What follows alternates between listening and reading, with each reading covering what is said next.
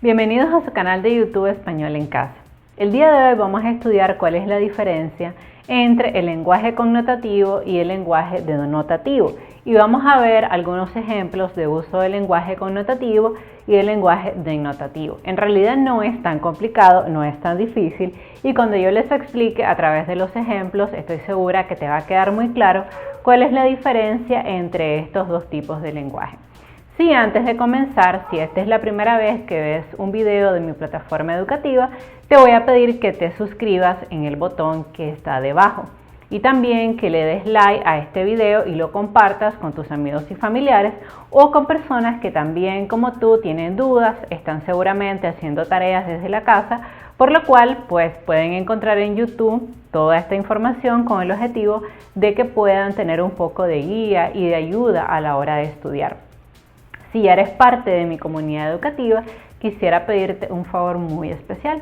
Y es que ya sé que te están apareciendo algunos anuncios y tenemos siempre el impulso de saltarse los anuncios y no verlos, porque obviamente si estás consumiendo este tipo de contenido es porque vas a tomar un examen, un test en línea y probablemente estás un poco apurado.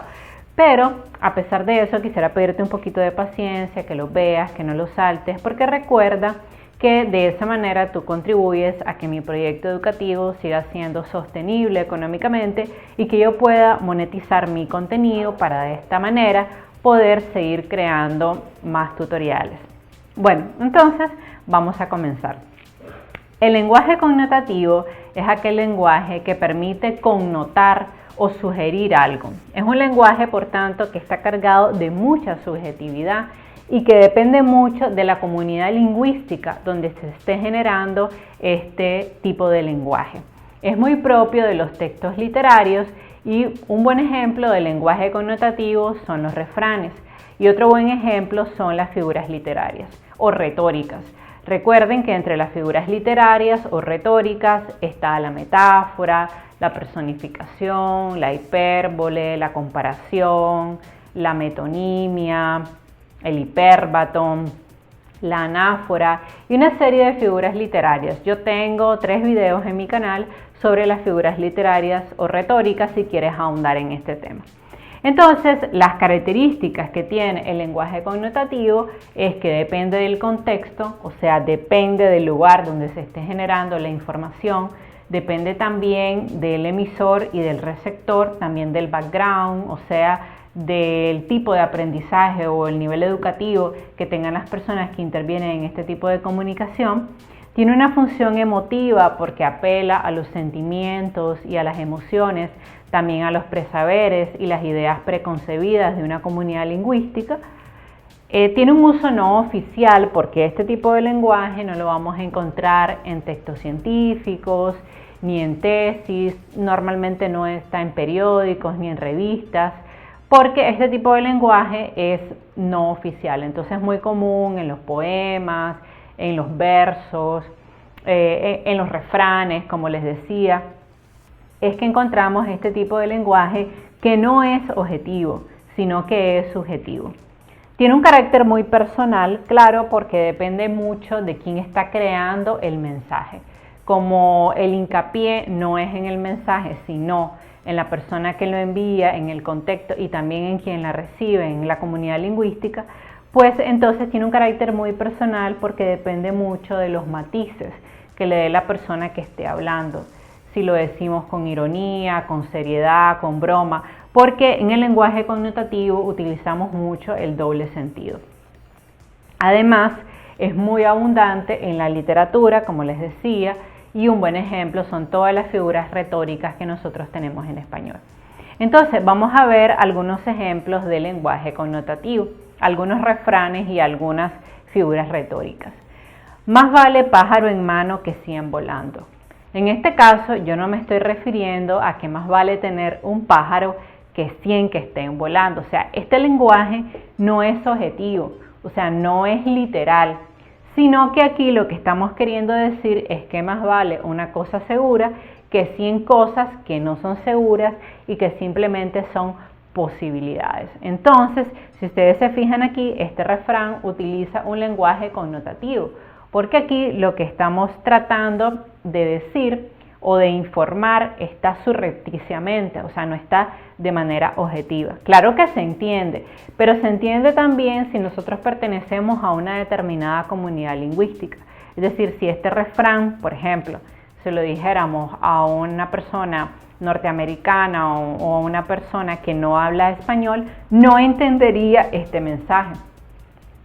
Incluso si se lo dijéramos digamos a un estadounidense que está aprendiendo español, él no entendería qué es lo que nosotros le estamos diciendo, porque obviamente él interpretaría de manera literal el mensaje. También de tal palo tal astilla. Igual no, aquí no estamos diciendo que tomamos un palo y que si le arrancamos una astilla, entonces esa astilla va a ser igual al palo. No. Con este refrán de lo que nosotros estamos hablando es que normalmente los hijos se parecen mucho a los padres. Y cuando, por ejemplo, un padre fuma, bebe, es bastante común que los hijos fuman y beben, porque es lo que ven en el hogar. Entonces a eso se está refiriendo este refrán. Y este otro también, en caso de herrero, cuchillo de palo. Con eso no estamos diciendo que hay un herrero que tiene un cuchillo de palo, no. Lo que estamos diciendo es que a veces existen personas que en la calle dicen una cosa, pero que en su hogar hacen otra. Por ejemplo, nos ocurre a veces a los maestros. Digamos que existe un maestro que siempre habla con los padres sobre la importancia de involucrarse en el aprendizaje de sus hijos. Pero luego ese maestro llega a la casa y también tiene hijos y no los ayuda con las tareas, no los repasa, no le chequea las notas que le envía el maestro. Entonces, en este caso, en caso de herrero, cuchillo de palo, o sea, aunque él es maestro y de la boca para afuera y de la casa para afuera dice una cosa, en su hogar hace otra. Entonces, esto es otro ejemplo de un uso del lenguaje connotativo.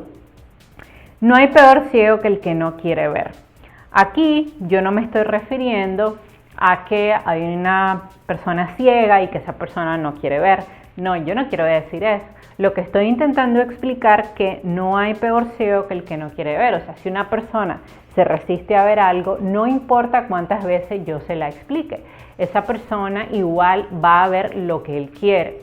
Digamos un ejemplo, tengo un amigo que fuma y yo le digo que le puede dar cáncer de pulmón, le enseño casos de personas famosas que han muerto de cáncer, que han desarrollado fibrosis pulmonar, y mi amigo me dice sí, pero no el 100% de las personas se muere de cáncer, por tanto yo seguiré fumando. Entonces, por mucho que yo le explique a esta persona que fumar es dañino para la salud, esa persona lo va a seguir haciendo porque tiene un vicio y se resiste a ver la realidad. Entonces, eso es un ejemplo de uso del lenguaje connotativo. Y también aquí estos dos ejemplos de metáfora. Sus labios de seda. ¿Puede haber realmente una persona que tenga labios de seda? No.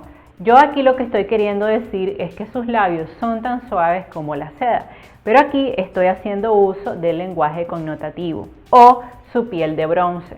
¿Puede haber una persona literalmente que tenga la piel de bronce? No, no puede haber una persona con piel de bronce. Porque aquí lo que yo estoy construyendo es una metáfora. Entonces estoy diciendo probablemente que esa persona es trigueña, o sea que esa persona no es blanca o que está bronceada. Pero realmente no le estoy diciendo de manera literal, porque nadie puede tener la piel hecha de bronce. Entonces, ahora que ya comprendimos qué es el lenguaje connotativo, vamos a estudiar el lenguaje denotativo.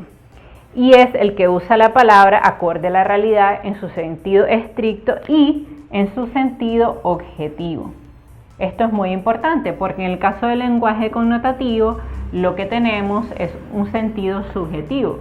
Y en el caso del lenguaje denotativo lo que tenemos es un sentido objetivo.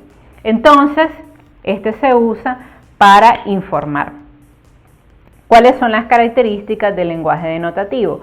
Bueno, primero que permite transmitir información y es información objetiva.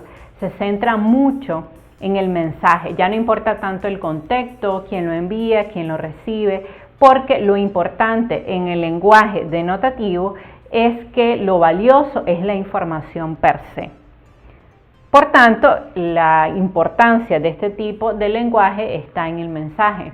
No tanto en quien lo envía, ni en quien lo recibe, ni en las características de esa comunidad lingüística, porque realmente como es un lenguaje tan objetivo, o sea, es el lenguaje propio de los diccionarios, entonces como es el lenguaje propio de los diccionarios, cualquier persona que maneje la lengua lo puede entender. Es un lenguaje completamente objetivo que no apela ni a los sentimientos ni a las emociones de nadie, como si ocurría en el caso del lenguaje connotativo. Y no hay una doble significación, o sea, el mensaje es uno, no son varios mensajes, no puede haber varias interpretaciones. Vamos a verlo en un ejemplo, porque siempre con ejemplos comprendemos mejor. Hoy voy a la escuela. Esto puede tener una doble interpretación, puede tener un doble mensaje. No, el mensaje es uno, que yo hoy voy a la escuela. Esto es algo que va a pasar. Entonces, aquí no hay una doble significación, hay un solo significado. No es lo que pasaba en el lenguaje connotativo, por ejemplo, en el caso de los refranes, que yo podía tener dos significados. Aquí eso no es posible, hay un solo significado. El tigre es un animal salvaje. En este caso hay una doble significación. Yo estoy queriendo decir algo surrepticiamente, estoy apelando a tus emociones, a tus sentimientos. ¿Tienes tú que involucrarte más en descifrar el mensaje? No, yo estoy diciendo algo que es real, que el tigre es un animal salvaje. No es algo dual, no es algo que podría ser. Entonces, no se presta a una doble significación. Entonces, ahora que comprendimos que el lenguaje connotativo es el subjetivo propio de los refranes y las figuras retóricas, mientras que el lenguaje denotativo es el objetivo propio de los diccionarios, propio de los textos científicos, vamos a ver cuál es la diferencia principal entre el lenguaje connotativo y denotativo, que normalmente es pregunta de examen cuando estás estudiando estos dos lenguajes. Es muy común que el profesor te pida que pongas ejemplos de lenguaje connotativo, ejemplos de lenguaje denotativo, así que aquí te estoy prácticamente haciendo la tarea, y también es bastante común que te pregunten la diferencia. Entonces, la diferencia es que el lenguaje denotativo es completamente objetivo, mientras que el lenguaje connotativo es subjetivo. El lenguaje denotativo tiene una sola interpretación, mientras que el lenguaje connotativo tiene varias interpretaciones. El lenguaje denotativo se centra en el mensaje y el lenguaje connotativo más en el contexto. Y finalmente, el lenguaje denotativo se encuentra mucho en los textos científicos, mientras que el lenguaje connotativo se centra mucho en los textos literarios. Entonces, después de haber visto este tutorial, yo te invito a que en la casilla de los comentarios me incluyas algunos ejemplos de lenguaje connotativo que sea propio de tu país de origen y algunos ejemplos de lenguaje denotativo, para así yo chequearlo y darte mis comentarios. Finalmente, si te gustó este video, por favor suscríbete a mi canal y dale like para que yo pueda seguir creando contenido de calidad totalmente gratis. Y no olvides que durante toda esta semana yo voy a estar haciendo tutoriales de temas que mi comunidad educativa me deje en la casilla de los comentarios. Entonces, si te suscribes a mi canal, inmediatamente tienes el derecho de proponerme en los comentarios algún tema. De hecho, en esta semana estoy preparando los hipónimos y los hiperónimos que varios de ustedes me han estado preguntando. Así que si tú deseas que yo te ayude en una tarea en particular, te invito a hacérmelo saber en la casilla de los comentarios, o me puedes también escribir a mi correo electrónico @españolencasa latinoamerica@gmail.com. Bye bye.